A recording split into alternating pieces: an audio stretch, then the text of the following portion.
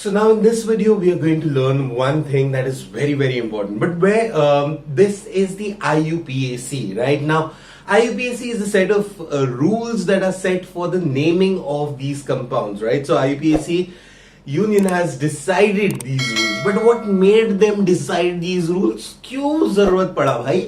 हम लोग ठीक ही थे ना, नाम तो दे ही रहे थे. जैसे अगर हम लोग मैं बात करूं पोटेशियम फेरो साइनाइड की, तो हमने इनफैक्ट इतना क्लेवरली K4FeCN6 को फेरोसाइनाइड बोला क्योंकि Fe was +2. बट जब K3FeCN6 की बात आई तो हमको मालूम पड़ा that this ion here will be +3 not +2. तो हमने एक नाम और सोचा, potassium ferric cyanide, and things are going on well, right? But what happens when you have to name compounds like this? Cobalt En twice Cl2. Now you will call it cobalt diethylene triamide, twice diethylene. Oh, ethylene diamide. Oh, कुछ तो weird है. Okay. Even that, so चलो वो भी हम लोग समझ जाएंगे, लेकिन क्लोरीन और क्लोरीन को कैसे नेम करेंगे भाई? ये क्लोरीन और वो क्लोरीन में फर्क कैसे निकालेंगे? अगर मैं सिर्फ इसको बोल दूं कोबाल्ट डाइथिलीन डायमाइड क्लोराइड, तो मैं गलत होऊंगा ना यार, क्योंकि ये जो दो क्लोरीन है वो क्या है? They are ligands. Yes, they have taken that electron. They had become that negative ion, but also they are ligands, and because they are ligands, so we'll have to name them accordingly. Now this is where the problem started, but it escalated very quickly because there were millions of compounds getting discovered by the day. Okay, millions thoda zyada ho gaya, but thousands of compounds getting discovered by the day, and as and when compounds kept on increasing, the IUPAC had to then finally step in and say, this is how we are going to do it. And guess what?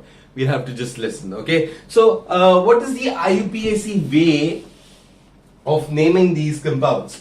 So, IUPAC ने क्या किया? वो बोला करके थे, कोई भी salt है ना, कोई भी सॉल्ट, तो कोई भी सॉल्ट ले ले, उसमें हमेशा दो आयन रहेगा.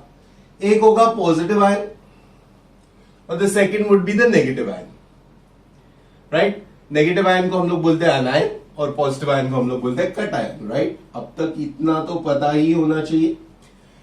Now post this, what they said was either the ion will be a simple ion, right? It could be a simple positive ion, it could be a simple negative ion, right? When it's a simple positive ion, there is no change absolutely. Like when I say sodium chloride, it's a simple salt, right? Sodium ही है. Sodium को हमने कोई change नहीं किया, लेकिन chlorine बन गया है क्लोराइड. So anion में there is a change. Then change is ene turns to ide. Okay, basically the element turns to ide. If it is element plus oxygen, it will turn into 8 or ite. जैसे phosphate, phosphite, sulfate, sulfite, chromate, chromite, जो भी.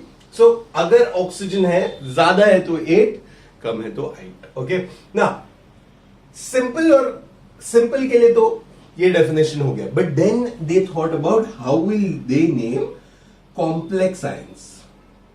Okay now if the ion is complex, first thing that you name is you have to name the ligands. Okay, why do you have to name the ligands? Because ligands are attached. Okay, ligands are attached just like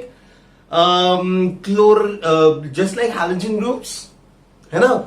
organic compounds में जैसे halogen group को हम लोग attach करते हैं और उसको हम लोग बोलते हैं सब्स्टिट्यूएंट, और उसको हम लोग प्रीफिक्स लगा देते हैं, वैसे यहां पर भी हम लोग सबसे पहले लिगेंड का नेमिंग करेंगे. Okay, second thing that you have to do is, ligands के नेमिंग के बाद में you have to name the metal. अब लिगेंड्स को कैसे नेम करना है वो देखेंगे, मेटल को कैसे नेम करना है वो भी देखेंगे, and thirdly you have to write the oxidation number of the metal. Now how do you name the metals? Firstly यहां पे there is, you will write the English name.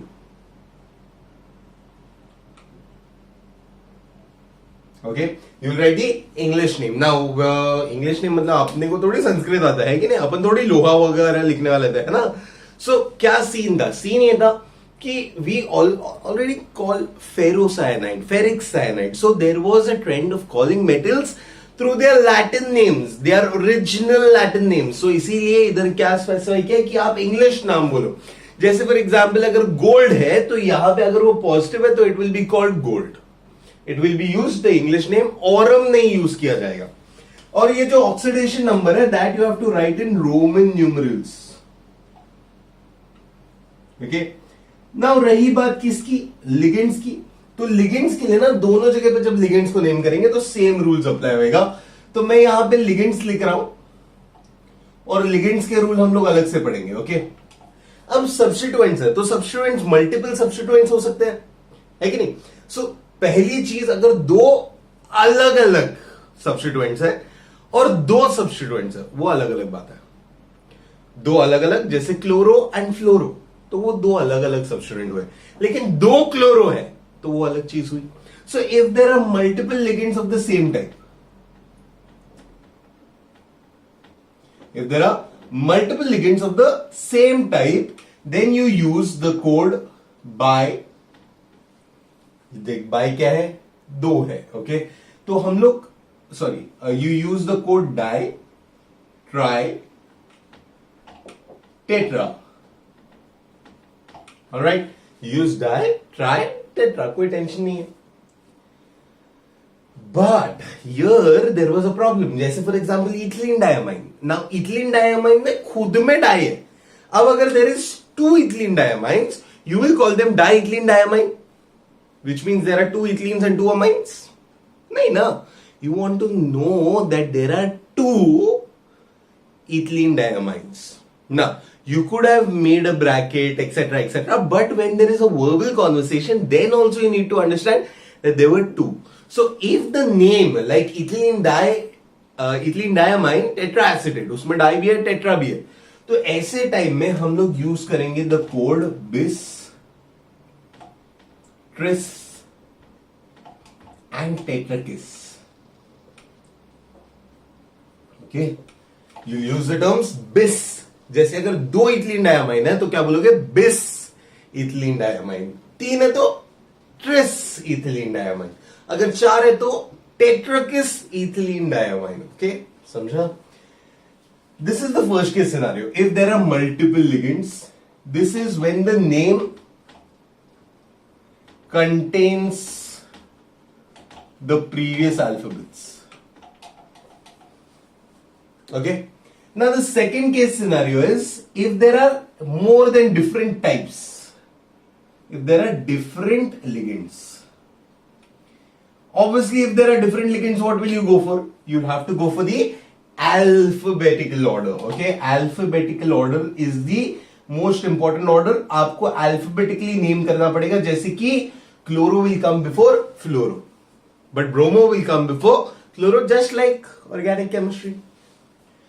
Now the third part is the challenging part. How do you name the ligands themselves? Okay, now the problem with naming the ligands is copper sulphate. ना अगर हम लोग example ले copper sulphate की, तो copper sulphate हम लोग आज तक कैसे लिख के आ रहे हैं? COSO4 diet 5H2, right? But actually वो ऐसा नहीं है. एक्चुअली वो ऐसा है, कॉपर के साथ 4H2O प्रेजेंट रहता है एंड तुम्हारे SO4 के साथ एक H2O प्रेजेंट रहता है. Now what is the difference between these H2Os and that H2Os? Obviously these are the ligands and those are the water molecules. That is the water crystallization. This is also water crystallization, but it is in the form of ligands. So if this is in the form of ligands, what happens is you'll have to name them separately. So based on the charge, the name is given. If there is a positive ligand, जैसे हम लोग ने क्या दिखाया था, NO2 plus, तो NO2 plus का नाम होगा nitronium. You basically add EM. Example भी मैंने दे दिया, nitronium. Okay, you add EM. Second is if the charge of it is neutral, name remains the same. Most of the time name remains the same, change नहीं होगा. But तीन cases में change होगा. जैसे फॉर एग्जाम्पल H2O बन जाएगा aqua, NH3 बन जाएगा अमाइन। ना, ये अमाइन नॉर्मल वाला अमाइन नहीं है, ये अमाइन स्पेलिंग मिस्टेक वाला अमाइन है। AMMINE, okay, you have to remember this.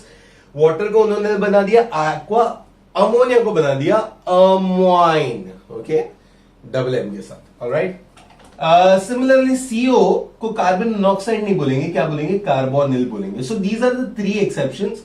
There could be more, but these are the ones that come in the exam. Lastly, if it is negatively charged, what if the ligand is negatively charged? So if the ligand is negatively charged, you add an O, remove by removing E. Okay, you add an O, remove E. Like for example, chloride will become chlorido. Now you might argue you can use chloro also, you can, but it always does not work out. जैसे for example hydrogen को hydro नहीं बोलते हम लोग, hydrogen को झक मार के हमको बोलना पड़ता है हाइड्राइडो। OH को हमको बोलना पड़ेगा हाइड्रोक्साइडो। So this is how we do the naming. If it is positive, you add EM, जैसे calcium, sodium, potassium, rubidium. If it is neutral, then the name itself changes. Aqua हो जाए, amine हो जाए with a spelling mistake, या carbonyl हो जाए। Negative अगर होगा तो you have to remove the E and add the O. Like chlorine is chloride, but we'll call it chlorido, hydrido, or hydroxido, chromato, sulfato, लपेटो। समझा? पक्का पक्का सब दिमाग में रखो, भूलना मत। Now, just like you have to name the simple and the complex ions, वैसे you also have simple ions in negative, वैसे you also have complex ions in negatives. So if the ion itself is complex, here if you see the complex ion is the cation, the anion is not complex. But what if the anion is complex? If the anion is complex, we'll first rub this because this has no place. अच्छा, क्यों बोल रहा था मैं? जो H2O अंदर था उसको एक्वा बोलेंगे, बाहर जो था उसको क्या बोलेंगे? वाटर बोलेंगे। Now if it is complex, first step ligands. Ligands को कैसे नेम करना है? ऑब्वियसली मैंने बता दिया, यहां पे लिख के। Second step my dear friend, second step is to name the metal. But इसमें मेटल का आप यूज करोगे लैटिन नेम +8।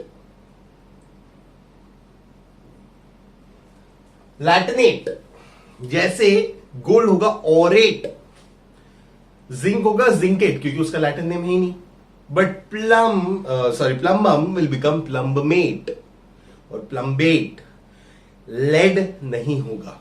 ओके, सिमिलरली अगर मैं बात करूं एल्यूमिनियम की, तो एल्यूमिनियम यहां पे रहेगा, वहां पे एल्यूमिनेट होगा। आयन की, तो यहां पे आयन होगा, यहां पे फेरेट होगा। कॉपर की, तो यहां पे कॉपर होगा, यहां पे क्यूपरेट होगा, काइंडली कॉपरेट। ओके, थर्ड वाला अगर मैं बात करूं तो थर्ड वाले में हम लोग को क्या लास्ट का है? Oxidation number, nothing big. Oxidation number तुम्हारा कौन सा है? ऑक्सीडेशन नंबर में आपको बस याद रखना है कि आपको अगेन यहां पे रोमन न्यूमेरिकल्स में लिखना है। मैं दोनों की एग्जांपल लूंगा और आपको समझाऊंगा, बट एक एक्सेप्शन है यहां पे। Exception is my dear friends, exception है एक यहां पे, that is mercurate does not. Okay, mercury का आपको पता होगा एक लैटिन नेम है Hg, पता है किसी को? Hydrargyrum. Hydrargyrum does not turn into hydrargyrate, it's too complicated. तो साइंटिस्ट डिसाइडेड कि यार मेरे को मन कर रहा है, इसीलिए मैं ये एक एक्सेप्शन रखता हूं, दैट इज मर्क्यूरेट। अब डिसाइड हो चुका है तो अपने को फॉलो करना पड़ेगा, क्योंकि पूरी दुनिया फॉलो कर रही है without creeping. Okay, so this would be mercurate, this would be oxidation number. Roman numericals क्या होगा तुम्हारा? 1 2 3 based on the oxidation number. Example ले, are you ready? Let's go for it. Now I am going to take first example as platinum Cl4, sorry, platinum NH3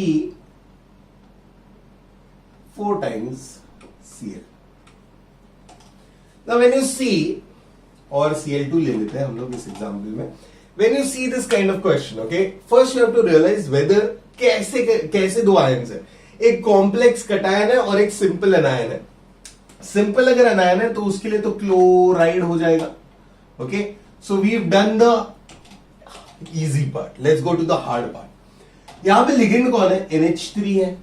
कितने ligands है? 4 NH3 को क्या बोलेंगे? टेटेरा बोलेंगे. टेटेरा. और क्या नाम देंगे? अमाइन देंगे. So it becomes tetra amine with a spelling mistake. भूलना मत. टेट्रा अमाइन, जगह कम पड़ेगा, मैं थोड़ा ये बाजू लिख रहा हूं. Tetra amine. Now, the name of the metal. What is the name of the metal? Second step क्या है? Name of the metal वो भी English वाला, platinum. So you just name it platinum. And you have to write the oxidation number. अभी obviously ये क्या है? -2 है. ये तो 0 है, तो ये क्या रहेगा? +2 रहेगा. तो +2 को रोमन न्यूमेरिकल्स में लिखने आता है सेकंड स्टैंडर्ड, है ना? चलो यहां पे एक एग्जाम्पल लेते हैं हम लोग. एग्जाम्पल रहेगा K4 Fe CN2 En twice. Now K4 Fe Cn twice En twice. अब इसको कैसे नाम दे? इसको ऐसा नाम देंगे कि हम अब आइडेंटिफाई कर चुके कि ये जो कटायन है that is simple. So cation simple है तो उसका नाम क्या हो गया? पोटेशियम हो गया. अब बात करते हैं नेगेटिव बात की. नेगेटिव में क्या है? सबसे पहले लिगेंड्स को नेम करेंगे. कौन से लिगेंड्स है? इथिलीन डायमाइन है और साइनाइड है. क्या करेगा? पहले कौन आएगा? अल्फाबेटिकली साइनाइड पहले आएगा. So you will start by naming cyanido. कितने साइनाइडो? 2 साइनाइडो. साइनाइड नहीं होगा, साइनाइडो होगा. Then you will name the second ligand, that is ethylene diamine. Now ethylene diamine contains the name di. So उसके लिए क्या use करेगा? bis tris tetracis. लेकिन क्या यूज करेगा दोस्त? 2 ही है ना, तो bis यूज करेगा. So it will become bis ethylene diamine. Now the best part about this is when you're writing it, it is not that difficult. Why it is not that difficult? Because you are going to put a bracket over it. Okay, but you need to understand it when it is given to you verbally also. So इसलिए थोड़ा सब्र रखो. अब ये जो है second step आएगा. Metal. Metal को क्या नाम दोगे? लैटिन नाम दोगे. तो ये क्या बन जाएगा? फेरेट बन जाएगा. क्या बन जाएगा? फेरेट बन जाएगा. और ऑक्सीडेशन नंबर लिखोगे. ऑक्सीडेशन नंबर क्या रहेगा? ये +4 है डेफिनेटली, ये -2 है डेफिनेटली. ओके, सो सॉरी, ये प्रॉब्लम हो गया यहां पे. ट्वाइस हो गया ना. ओके, मैंने एग्जाम्पल थोड़ा गलत लिया. इथिलीन डायमाइन के बदले कुछ और ले सकते थे हम लोग. Any which ways let's assume ion का +1 होता है. ऐसा होता तो नहीं है, तो यहां पे चेंज करते हैं. Let's make it copper.